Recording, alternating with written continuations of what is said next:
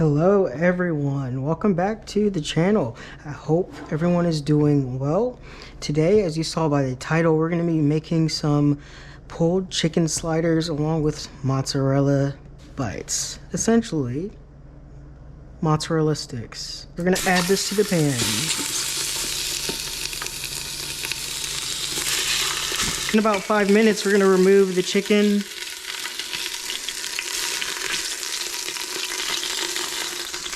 This is what she's looking like. So let's get started with our bacon, rendering that down.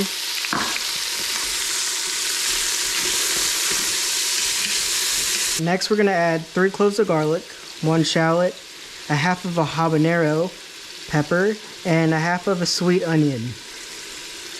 We're gonna caramelize these down.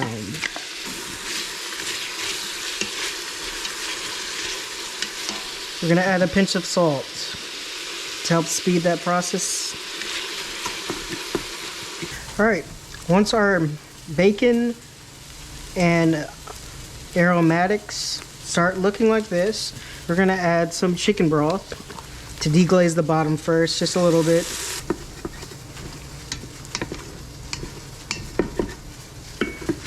We're gonna add some chili garlic sauce, some sriracha ketchup, a good amount, dash of Worcestershire, 3 dashes, oyster sauce, about a tablespoon and a half, and right here I have about a tablespoon of cinnamon, a tablespoon of ground clove, red pepper flakes, and a tablespoon of ground ginger. We're gonna add that to the pan. And we're gonna mix. Turning the heat on low. And as you can see, our bacon jam is already coming together.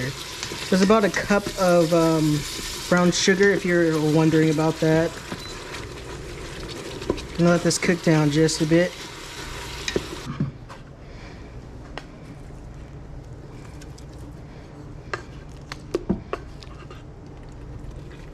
And we're gonna finish it off with some chicken broth, store-bought. You can also make it at home if you care enough.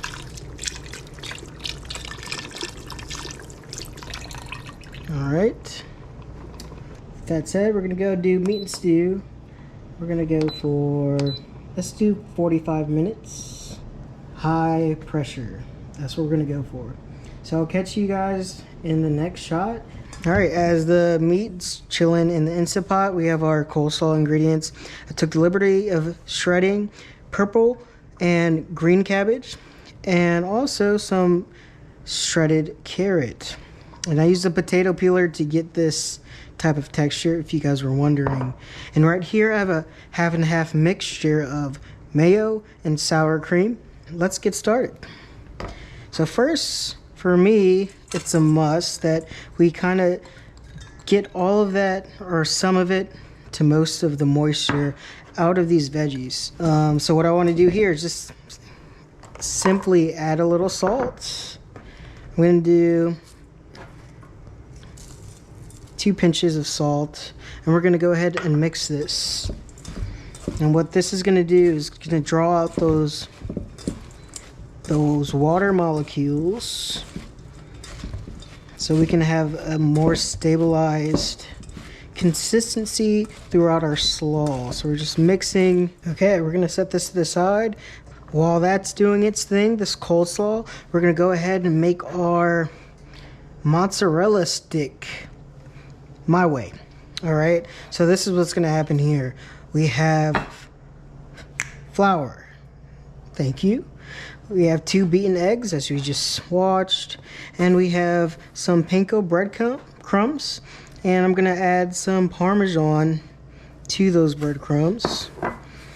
Okay, so it's gonna be like a double whammy here. Some black pepper.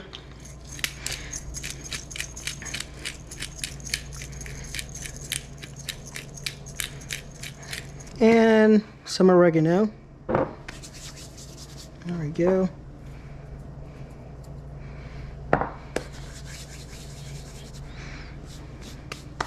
Let's do a little check-in here. Good. That's about a tablespoon of liquid. You guys see that? All right, cool. So we're going to be doing a double breading method here. I'm going to start with our flour. Dust off any excess. Egg. Breadcrumbs. I don't know if I mentioned, I'm using low moisture mozzarella. Back in the egg. Let it drip, drip, drip, drip. And breadcrumbs. Make sure it's all packed in nicely. And we're gonna set it on the board like that. So we have 6 pieces of mozzarella. We're gonna go rinse, wash, and repeat. We're gonna put these in the freezer, clean up shop, and then we're gonna move on to making our marinara sauce. We are back to home base, and we're gonna be making our marinara sauce. In here, I have about a half a teaspoon of white cane sugar. We're gonna open this can of San Marzano crushed Italian tomatoes.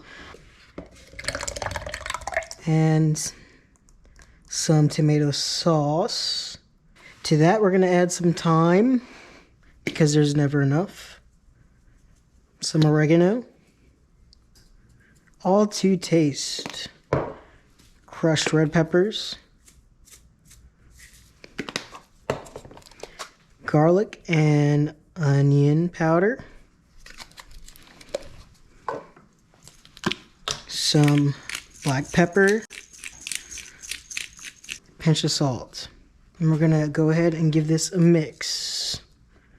We're not going to warm this on the stove or anything. We're just gonna let it sit. We're gonna put a lid on it. Put this in the refrigerator and let it sit until we're ready to use it. Back to our slaw. So like I mentioned earlier, I have a half and half mixture of sour cream and mayo. Gonna start with 2 tablespoons of that. I would typically use multi-grain mustard. This is all I have today, so we're gonna be using a little bit of this, not too much. Some pickle juice, black pepper, some honey. And bear in mind, this is all to taste, people. Your kitchen, your rules. We're gonna mix. So we've had our oil warmed up onto medium-high heat. Or high, honestly, we're just looking for a golden crust. I'm gonna just go ahead and drop one in. Shallow frying it, that's it. Set the rest on drying rack. And that's it, folks. So I'm gonna go ahead and fry these up. Let them rest in the oven while we construct our sandwiches. As you can see, this is done and it's looking tender as F. I'm shredding it with just 1 fork. That's a telltale sign that, you know, we're looking good here.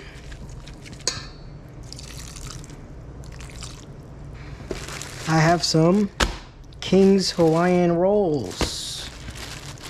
We're gonna add our pulled chicken. Not missing pork right here, guys. We're gonna add slaw.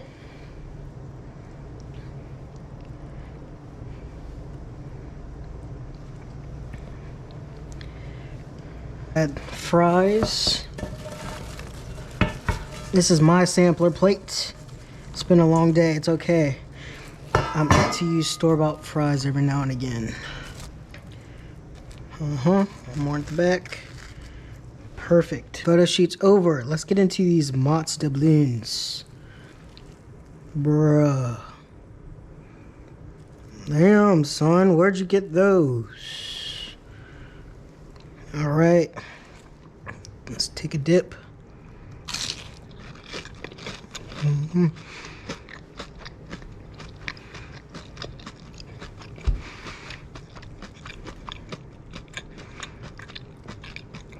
Perfect.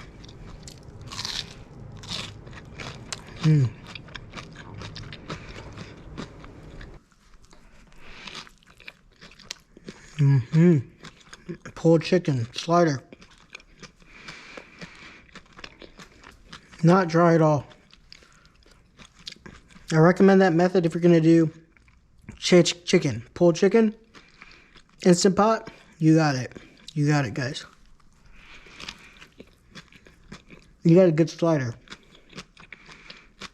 Check out my sampler plate and give this recipe a try. And I'll catch you all in the next one. Thanks for stopping by, and let's eat.